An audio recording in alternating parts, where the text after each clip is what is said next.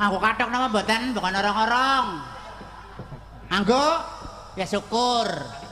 Mbok ora nganggo, heeh. Nek sindene nganggo kabeh malah dobel. Dobel piye? Dobel nganggo sing ana sayape. Sayape kan stoking. Stoking. Nggih niki teng desa napa niki? Jatirejo. Jatirejo. Nggih Kecamatan Kaligesing Purworejo. Jumbuh karo asmane desa.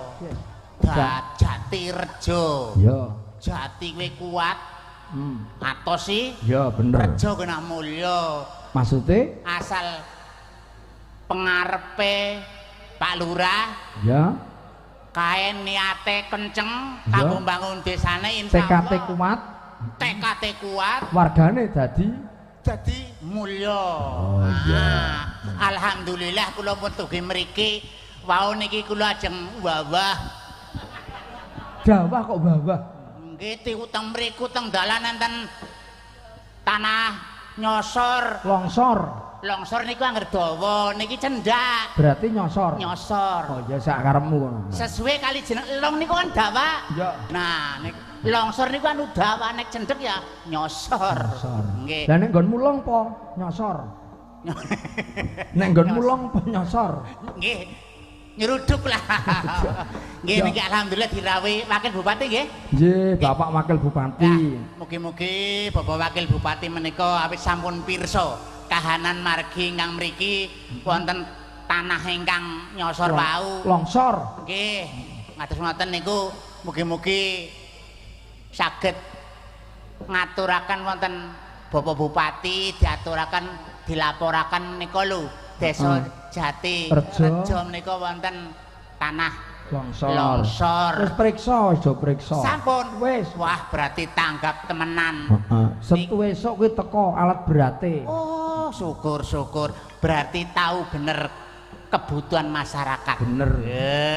Dadi niki manunggale antara ulama lan ngumaroh niki mlaku temenanan. Mlaku. Nggih, niki sae. Ora mlaku lumpuh.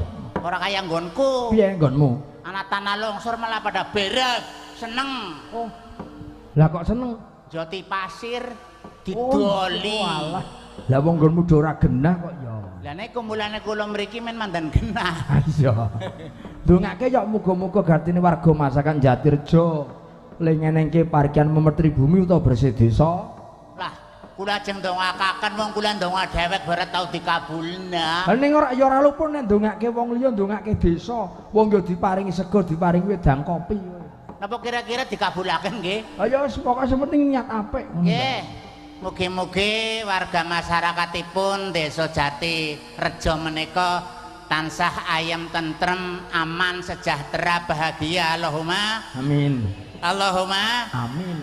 Insyaallah amin panjenengan dipun miriaken dening Gusti Allah lan dipun kabulaken betul. Nah, nggih. Nek kowe nyawang piye kene sing do raos semene kae do guyub rukun piye? Rasamu piye lho? Wah, kula seneng banget. Guyub tur rukun niku. Aja nganggo tur guyub rukun ngono wae. Kok guyub tur rukun? Maksude guyub rukun ngono. Lah niku nek guyub rukun niku satu kata. Heeh. Nek anggar guyub tur rukun niku dua kata. Aku kok rada keri lho krungu tembung guyub tur rukun lho. Keri wong mboten ngangge stagen, nganggo stagen aman. Nek nganggo stagen ora keri ya. Mboten keri.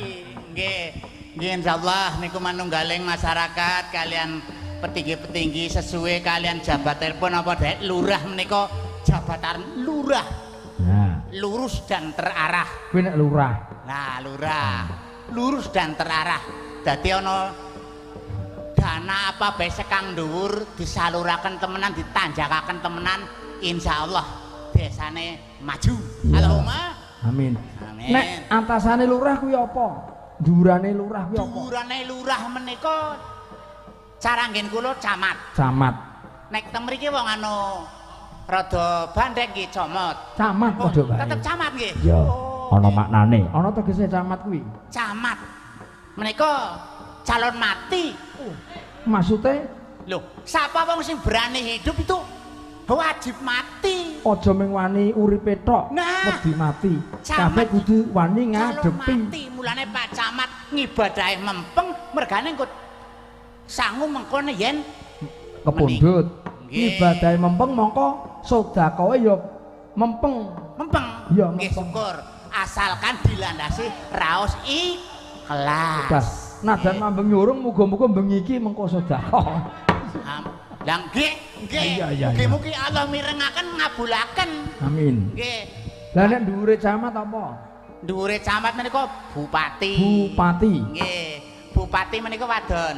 Heeh. Lah nek kakung? Pak Pati. Oh, ana tegese bupati mau. Bupati. Nah, bupati pas jane ana tegese. Heeh, tegese. Lah pas pelajaran niku kula mboten mangkat. Walah. Dadi mboten ngerti. Heeh. Lah nek dhuwure bupati gubernur. Gubernur. Ya. Gubernur. Gubernur menika nggih gubernur. Oh iya. Ya. Non? Iki pirang-pirang bintang tamune sindene mengko ndak emane-emane ora diaturi ya. Siji mboko sawiji. Nggih. Tak nyuwun dhisik minangka tandha pakurmatan, Nggih. rasa bekti kagem pepunden piyai saking Jatirjo mriki. Nggih. Tak nyuwun sing nomor 3 sithik. Nomor 3. Oh, Iki menika. heeh jenenge Mbak Kusnul Khotimah. Mak Kusnul malah wis ngetungi amplop. Diaturi ya, Cok. Nggih, nggih. Jeng dalu Mbak Kusnul. Kula aturi. Wilujeng dalu Mas Jiwen. Nggih, dan Mbak Yuku ya iki jan ketok cantik banget Ae Yai. jiweng ta? Nggih. Lah Jiwenge sing jenengan ndi?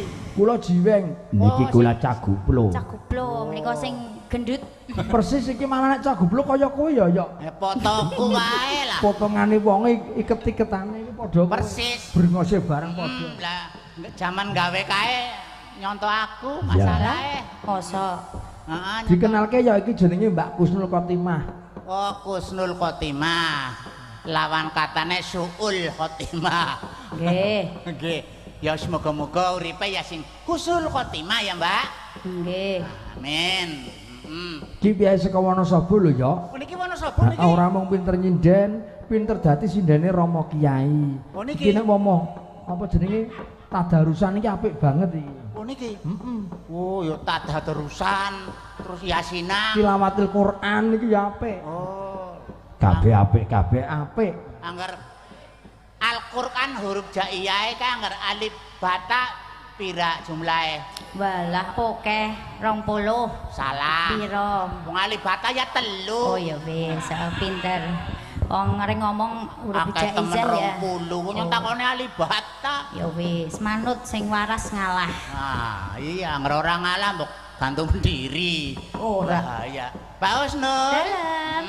Niki teng Jatirjo monggo ngaturaken rerepen utawa lagu-lagu menika kathah piyantun ingkang sami mriksani. Iya. Nggih. Gadis-gadise ya akeh. Sing kakunge ya akeh, kakunge Nggih. alhamdulillah lanang-lanang. Ya kakung ya lanang toh. Angger kakung lanang. Ya coba dibawani ya, Yok, men sing bawa Mbak Kusnul. Nggih. Dimiringke kaya ngapa suarane. Nah, cocok. Ki sinden sing kondang iki Mbak Ayuku iki lho, Yok. Niki kondang nggih. Kondang. Oh, Mbak Pesine Ayuku. kondang sing kanggo nambani gudik koreng kebakaran. Wong kondang kok nggo nambani koreng lho.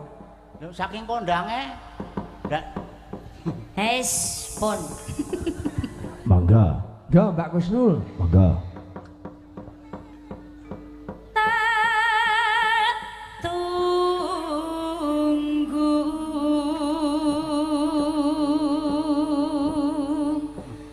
seliramu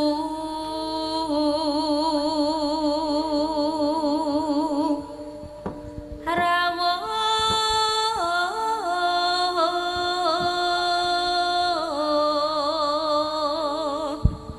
ya wis ngono tek sambi ndondome jaritku bedah.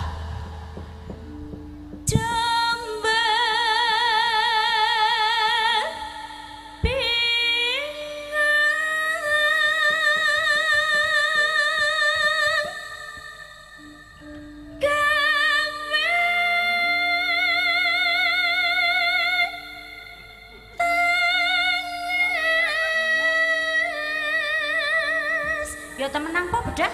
Astagfirullahaladzim. Lah apa kok iso ngono-ngono ya?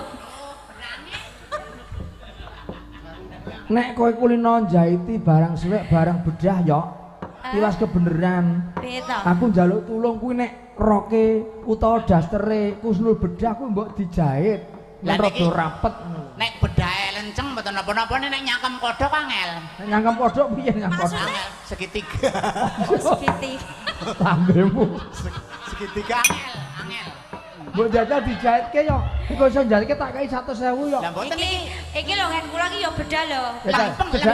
Cedhake yo jajal diperiksa. Aja kok ndak ngono-ngono. Ora ming Ampun. ora ming didelok. Ampun, ampun. lempeng apa segitiga? Nah, ming didelok. Meneng wae Nur, meneng wae Nur. Wah, ternyata segitiga aku sambat ora isa. Ora isa. Lah mbok dijahitke. Angel. Sesuk nek ning omah ya, Pak ya. Ya diwakilke sapa nek ora wani wakilke sapa sing jahit? Wakilke sapa? Nek ora wani jahit Mbak Kusnul. Wakilke sapa? Aduh, sing gender, sing gender. Wakilke sapa? Sing gender. Sing gender. Ah. Aduh.